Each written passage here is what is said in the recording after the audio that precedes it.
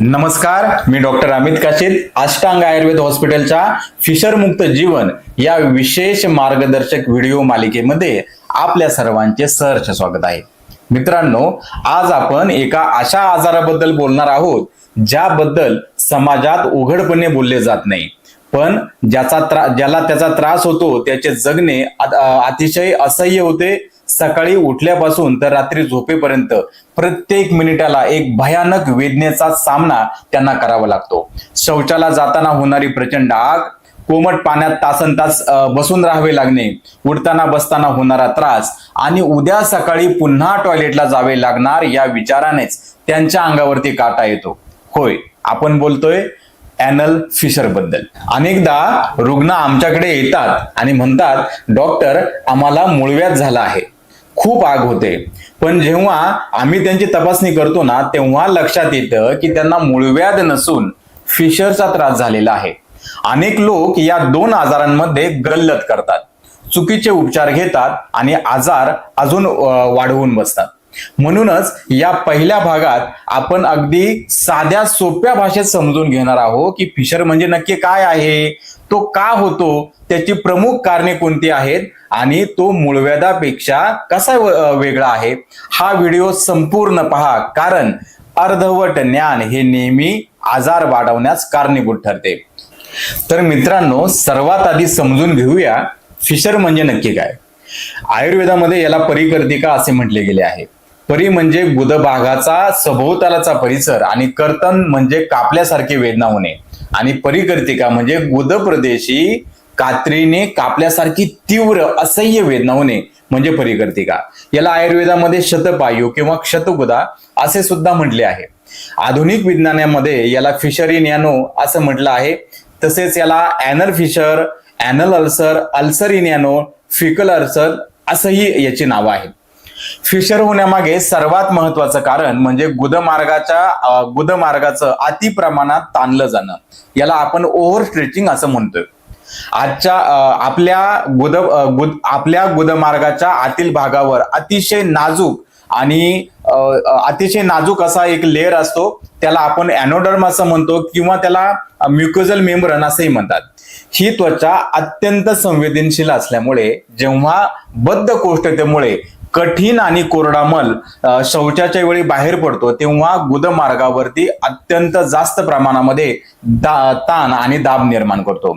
या ताणामुळे आतील इपिथिलियल पेशींवरती ताण येतो आणि त्या ठिकाणी एक उभी उथळ चीर किंवा भेग पडते. ही चीर बहुतेक वेळा गुदमार्गाच्या मागील मध्यभागी, म्हणजे आपण त्याला घड्याळाचा जर का आपण कम्पेअर केलं तर 6चा आकडा ज्या ठिकाणी असतो त्या ठिकाणी किंवा 12चा आकडा ज्या ठिकाणी असतो त्या ठिकाणी चीर पडते. गुदमार्गाच्या या नाजूक त्वचेवर निर्माण झालेली चीर किंवा जखमेलाच वैद्यकीय भाषेमध्ये फिशर किंवा परिकर्तिका असे म्हणतात. एक अतिशय सोपे उदाहरणाद्वारे आपण हे समजून घेऊया. हिवाळ्याच्या दिवसामध्ये हवेतील वृक्ष आणि थंड हवेमुळे आपले ओठ फाटतात, ओठांना चिरा पडतात, कधी कधी त्यातून रक्त येतं. आपण जेव्हा हसतो, बोलतो, तेव्हा त्या ओठांना चिऱ्या ओढल्या जाऊन खूप तीव्र वेदना होतात, हो ना. अगदी हुबेहूब याच प्रकारे जेव्हा आपल्या गुदमार्गाच्या ओठांना, ज्याला आपण गुदोष्ठ म्हणतो, त्याला ज्यावेळेस चीर पडते तेव्हा त्याला फिशर असे म्हणतात. आता विचार करा बरं, तोंड हे आपण बोलण्यासाठी, जेवणासाठी दिवसातून अनेकदा उघडतो आणि बंद करत असतो. ओठांना चीर पडली तर आपण बोलणे बंद करू, जेवण सुद्धा फक्त द्रव आहार म्हणजे अगदी स्ट्रॉने घेऊ, हो की नाही. परंतु अतिशय लहान असलेले गुदद्वार हे फक्त शरीरातील मल बाहेर टाकण्यासाठी उघडत असतं आणि बंद होत असतं. जेव्हा माणसाला कडक शौचाला होते तेव्हा तो कडक मलाचा खडा त्या आधीच फाटलेला जखमेला घासून जातो, तिला तो अजून जास्त फाडत बाहेर निघतो. त्यामुळे तिथले स्नायू अत्यंत कडक होतात. वेदनेमुळे गुदमार्ग पुन्हा आखडला जातो. त्याला आपण स्पिंट्रिक स्पाझम असं म्हणतो. इंटरनल स्पिंक्टर जे आहे ते स्पाझम अतिशय कडक होतात.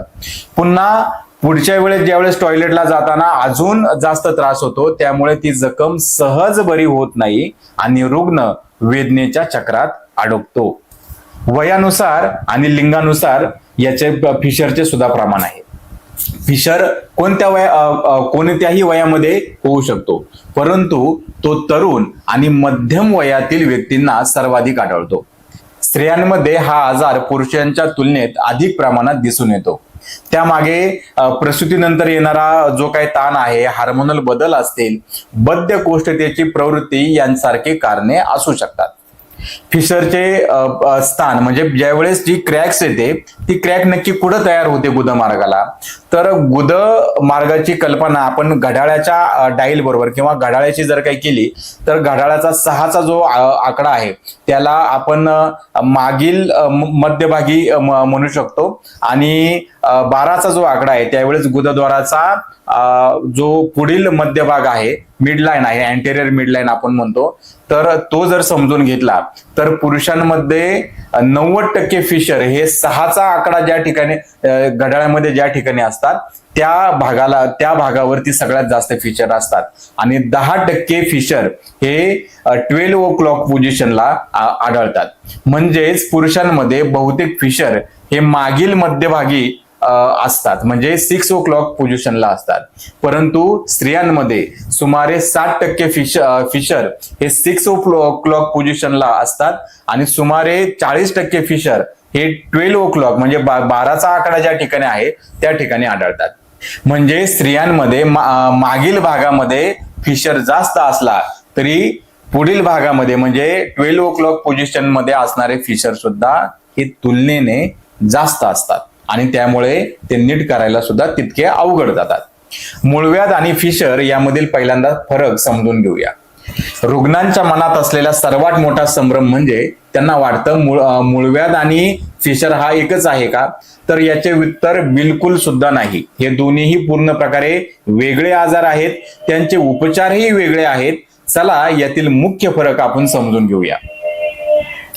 तर मूळव्याध म्हणजे गुदद्वारातील आतील रक्तवाहिन्या किंवा नसा फुगून तयार होणारा मांसाच्या गाठी किंवा कोंब असतात आणि फिशर म्हणजे कोणत्याही प्रकारची गाठ नसून ती गुदद्वारात पडलेली एक जखम किंवा चीर असते.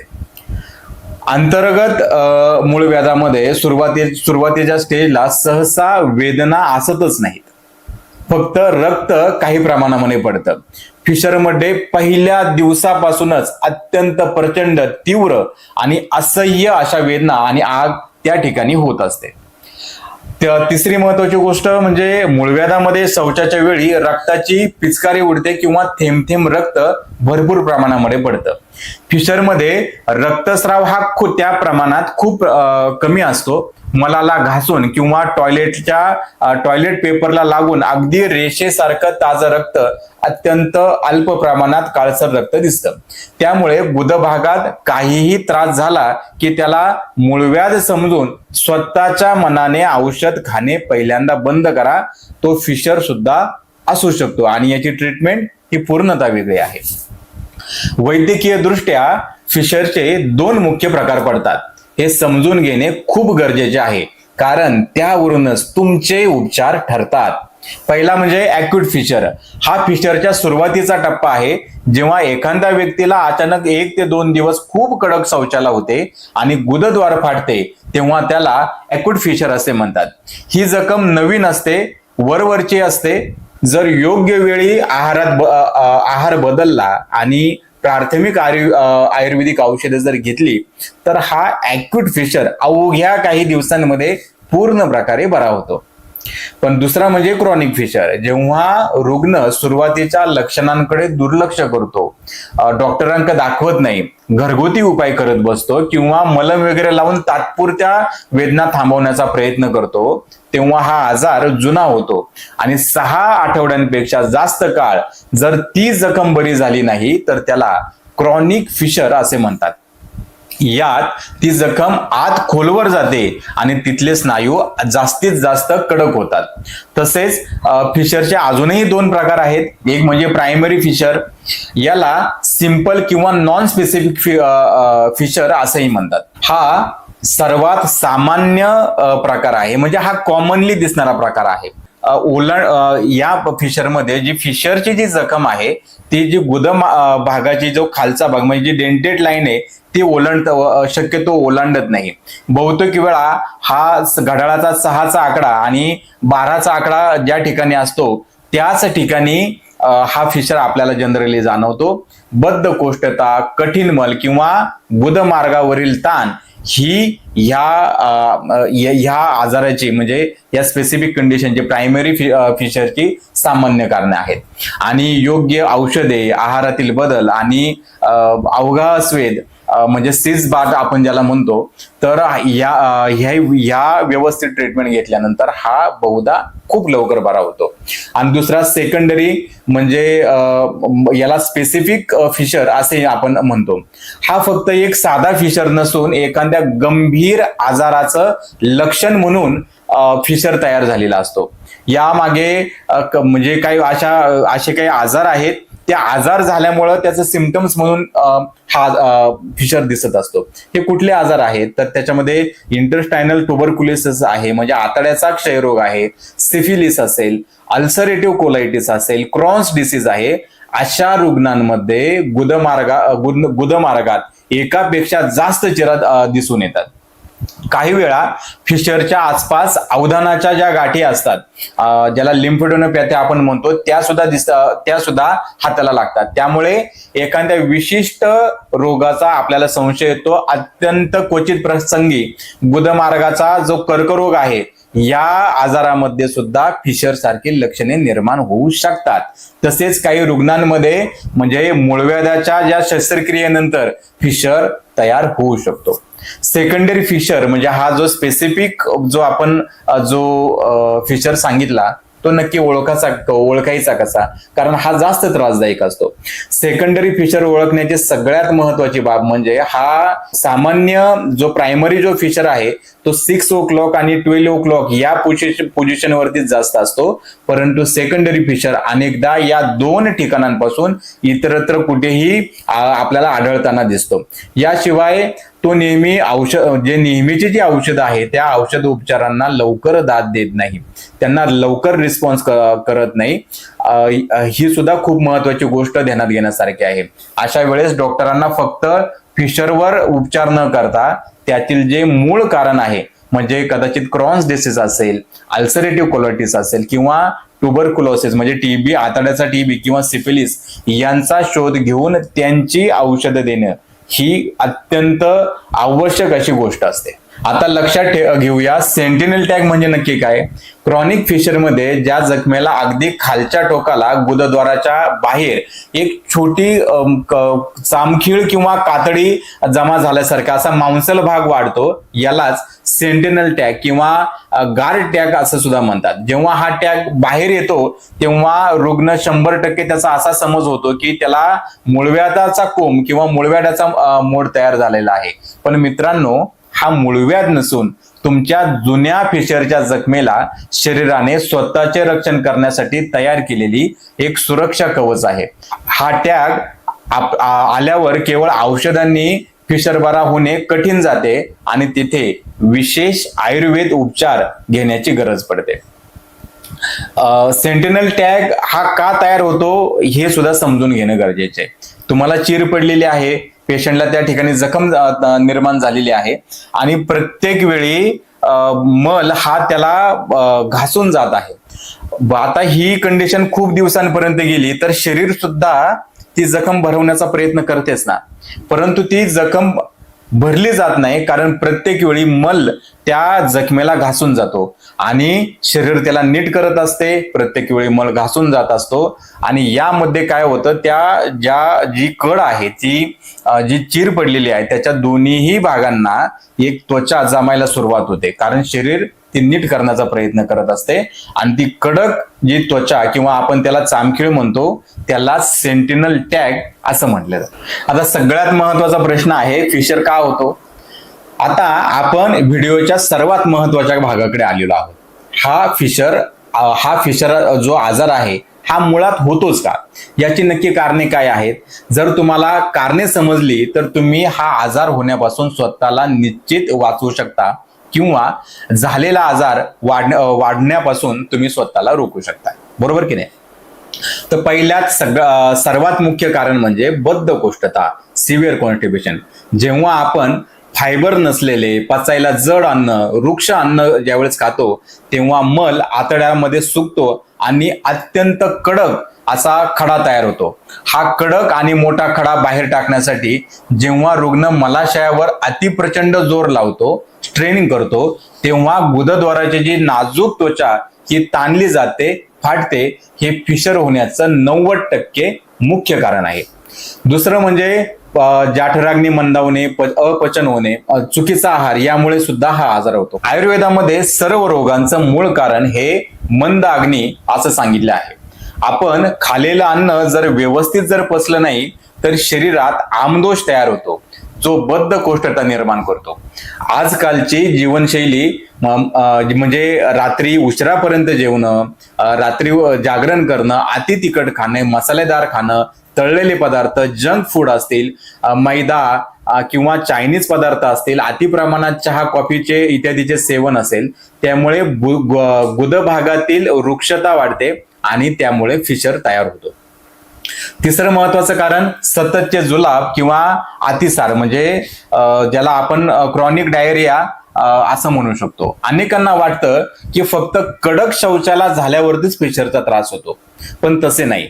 जर तुम्हाला वारंवार पातळ जुलाब जर होत असतील तर त्या स्रावातील आम्लतेमुळे गुदद्वाराची त्वचा सोलली जाते, तिथे जंतू संसर्ग होतो, त्वचा फाटून फिशर तयार होतो. चौथं कारण म्हणजे गुदद्वाराच्या स्नायूंचा अत्यंत ताठपणा, ज्याला आपण स्फिंक्टर हायपरटोनिसिटी म्हणू शकतो. आपल्या गुदमार्गाच्या चारही बाजूंना जे स्नायू असतात ते मलप्रवृत्तीच्या वेळी सैल होणे गरजेचे असते, परंतु मानसिक ताणतणाव असेल, शरीरातील उष्णता, सततची बद्धकोष्ठता यामुळे हे स्नायू अतिशय कडक आणि ताठ होतात. त्यामुळे हा गुदमार्ग हा अरुंद होतो आणि अगदी सामान्य मलाच्या आकारामुळे सुद्धा तिथली त्वचा सहज फाटते. पाचवे कारण गर्भधारणा आणि प्रसूती. महिलांमध्ये गरोदरपणाच्या काळात हार्मोनच्या बदलांमुळे बद्धकोष्ठता आपल्याला आढळते. तसेच प्रसूतीच्या वेळी सुद्धा बाळाला बाहेर ढकलण्यासाठी जो नैसर्गिक प्रसूती कळांचा जो दाब दिला जातो, त्या अतिप्रचंड दाबामुळे गुदद्वाराची त्वचा फाटून अनेक महिलांना फिशरचा त्रास होताना दिसतो. विशेषतः स्त्रियांमध्ये 12 o'clock पोझिशन या ठिकाणी फिशर होण्याची शक्यता ही खूप जास्त असते. तपासणी दरम्यान समजा कुणाला काही गुदमार्गाचा त्रास झाला आणि गुदमार्गाच्या तपासणी दरम्यान जर त्या ठिकाणी म्हणजे मोठ्या आकाराचा इन्स्ट्रुमेंट वापरलं किंवा अयोग्य पद्धतीने आपण जर काही उपकरणांचा वापर जर केला तर त्यामुळे सुद्धा त्या ठिकाणी व्रण तयार होतो, जखम तयार होते आणि गुदमार्गावरती जास्त ताण येऊन त्या ठिकाणी फिशरची निर्मिती होऊ शकते. तसेच जर मूळव्याधाची शस्त्रक्रिया योग्य तंत्राने झाली नसेल किंवा शस्त्रक्रियेनंतर जखम जर व्यवस्थित भरून जर आली नाही तर त्या ठिकाणी सुद्धा जखम किंवा फायब्रोसिस किंवा ताण निर्माण होऊन पुढे फिशरची निर्मिती होऊ शकते. मग आता विचार करण्यासारखी गोष्ट आहे, फिशर का तयार होतो आणि तो बहुतेक वेळा 6 o'clock किंवा 12 o'clock पोझिशनलाच का होतो. गुदमार्गाच्या आतील मध्यभागी म्हणजे पोस्टेरियर मिड लाईनला रक्त पुरवठा आणि आधार देणारा ज्या स्नायूंचे जे प्रमाण आहे ते तुलनेने कमी प्रमाणात असतात. त्यामुळे हा भाग इतर भागांच्या तुलनेत कमी मजबूत असतो आणि ताण सहन करण्याची याची क्षमता ही कमी असते. याचा परिणाम म्हणून जखम होण्याची शक्यता या ठिकाणी अधिक असते. दुसरं महत्वाचं, गुदमार्ग विश्रांतीच्या अवस्थेत पूर्णपणे असा गोलाकार उघडत नाही कधी. तर त्याच्या ज्या बाजूच्या भिंती आहेत त्या एकमेकांना लागलेल्या असल्यामुळे समोर आणि मागे एक अरुंद रेषेसारखी जागा त्या ठिकाणी दिसत असते. या रचनेमुळे समोरील म्हणजे जे 12 o'clock जी पोझिशन आहे 12 o'clock पोझिशन आहे आणि मागील जी म्हणजे 6 o'clock जी पोझिशन आहे, हे दोन्हीही भाग ताण आणि दुखापत सहन करण्यासाठी तुलनेने अधिक संवेदनशील असतात. जेव्हा कठीण मल गुदमार्गातून ज्यावेळेस बाहेर पडतो त्याचा सर्वाधिक ताण या दोन भागांवरती येतो, त्यामुळे या ठिकाणी आतील त्वचेवर चीर पडते आणि त्या ठिकाणी फिशरची निर्मिती होते. आणखीन एक महत्वाचे कारण म्हणजे रेक्टम आणि ॲनल कॅनॉल यांचा एकमेकांना हे 90 अंश कोनामध्ये असतात. म्हणजे ज्यावेळेस शौचाच्या वेळी कठीण मल या वळणावरतून जाताना त्याचा सर्वाधिक ताण हा गुदमार्गाचा जो मागील जो भाग असतो म्हणजे 6 o'clock पोझिशनचा जो भाग असतो त्याच्यावरती असतो, त्यामुळे या ठिकाणी त्वचेला चिरा पडण्याची शक्यता ही सर्वाधिक जास्त असते. अजून एक असा प्रश्न आहे की फिशर पुन्हा पुन्हा का तयार होतो? फिशर हा फक्त एखादा होणारा आजार नाही. योग्य उपचार न घेतल्याने किंवा कारणे 30 कारणं जर काय सातत्याने होत असेल तर हा आजार सुद्धा वारंवार होऊ शकतो. याच्यामुळे काय होतं तर जी इलॅस्टिसिटी आहे गुदमार्गाची ती कमी होते. गुदमार्गाचा आतील त्वचा आणि जो एंडोडर्म आहे हा नैसर्गिकरित्या खूप लवचिक आहे, परंतु वारंवार होणारी जखम आहे, इन्फ्लॅमेशन आहे, दाह आहे, इन्फेक्शन आहे, यामुळे त्या भागामध्ये फायब्रोसिस म्हणजे अतिशय कडक असे पेशी तयार होतात. यामुळे गुदमार्गाची जी लवचिकता आहे ती कमी होते.